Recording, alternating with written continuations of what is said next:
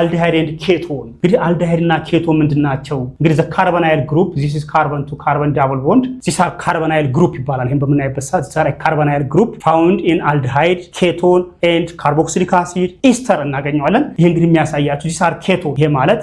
r carbon r prime this is r carbon hydrogen it's aldehyde this are carboxylic acid ይሄ carboxylic acid ማለት r c o h this are a carboxylic acid these are esters እዚህ ላይ ስንመጡ ester ማለት እንግዲህ r c double bond o r when r prime or r ሊሆን ይችላሉ this acid anhydride amide እነዚህ እንኳን እዚህ ላይ እናያቸው ዋና ምን መለከታቸው እነዚህ ሶስት ይሆናሉ ማለት ነው እንግዲህ ኬቶን በመናይበት ሰዓት when r and r prime the same or difference ሊሆን ይችላል this is alkyl group this are hydrogen this is alkyl group ester ይሆናል ማለት ነው ወይም functional ግሩፓቸው ብንባል CO r ብለን functional ግሩፓቸው ማስቀመጥ እንችላለን the functional group of aldehyde is COH these are the functional group the functional group of ketone is CO ይሄ functional ግሩፓቸው CO ከሆነ ketone ነው functional ግሩፓቸው COH ከሆነ aldehyde ነው functional ግሩፓቸው COR ከሆነ esters ብለን እናስቀምጣለን ማለት ነው እንግዲህ nomenclature of aldehyde እንግዲህ nomenclatureአቸው እንዴት ነው aldehydeን የምናየው ማለት ነው these are the structure of aldehyde these are alkyl group this is a double bond oxygen these are carbon these are hydrogen እንግዲህ አዩፓክ ነው ስንል alkane group ላይ ያለው in omit አርጎ al ይወስዳል ማለት ነው ethanol on in omit አርጎ al ይወስዳል aldehyde ላይ ስንመጡ e omit አርጎ al ይወስዳል ethanoate ብለን እናነባለን ማለት ነው ለምሳሌ የመጀመሪያው longest chain select ማድረግ ነው select the longest chain containing the carbonyl group carbonyl carbon ያዘው መለየት ነው ሁለተኛ replaced in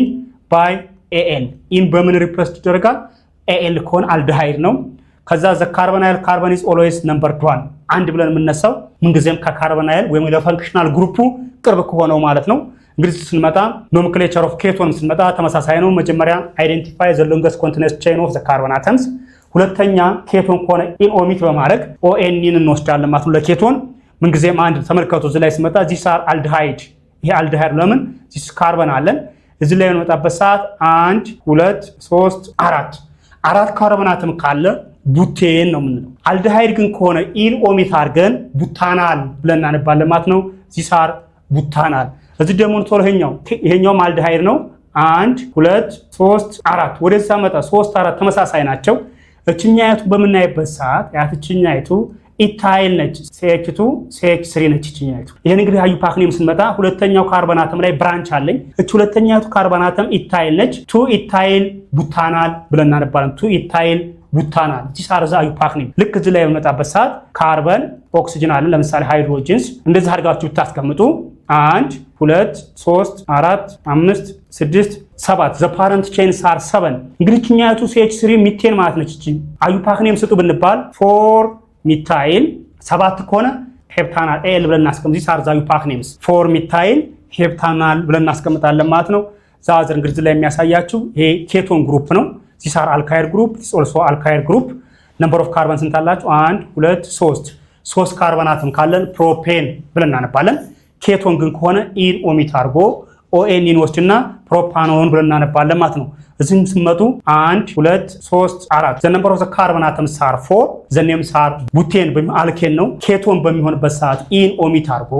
ON ይወስዳል ማለት ነው ቡታኖን ብለን እናነባለን ማለት the names 4 ካርበን አተም ነው for example this is iupac name ይሄ ማለት 1 2 3 4 5 ካርበን አተም ካለን ፔንቴን ሁለተኛው ካርበን አተም ላይ ኬቶን ስላለን 2 ፔንታኖይን ብለን እናስቀምጣለን ማለት ነው አዩፓክ ኔሙን ስንሰጠው በዚህ መሰረት ማስቀመጥ ይቻላል ማለት ነው እንግዲህ ፊዚካል ፕሮፐርቲስ ኦፍ aldehyde and ketone ምን አይነት ፊዚካል ፕሮፐርቲ ያላቸው aldehyde and ketones are ፖላር ናቸው እንግዲህ ፖላር ናቸው ማለት they are sigma positive and sigma negative between the carbonyl group ለምሳሌ ካርበን ወሰዱ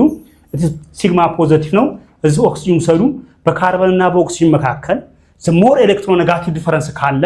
የሚፈጠረው ቦንድ ፖላር ይሆናል በዚህም የተነሳ ይሄ ሁለቱ ካርበናይል ግሩፕ ላይ ሲመጣ ካርበን ሲግማ ፖዚቲቭ ነው ይሄኛው ሲግማ ኔጌቲቭ ነው የሚፈጠረው ቦንድ ምን ሆኗል ማለት ነው ፖላር ይሆናል ማለት ነው ኬቶን ኤንድ አልዲሃይድ ሳር ፖላር ናቸው ሁለተኛ አልዲሃይድ ኤንድ ኬቶንስ have higher boiling point than non polar compounds እንግዲህ non polar የምንላቸው በአብዛኛው እነዚህ non polar ስላቸው የምትጠሯቸው similar electronegative difference ያላቸው ናቸው equal sharing of electron ካላቸው non polar ናቸው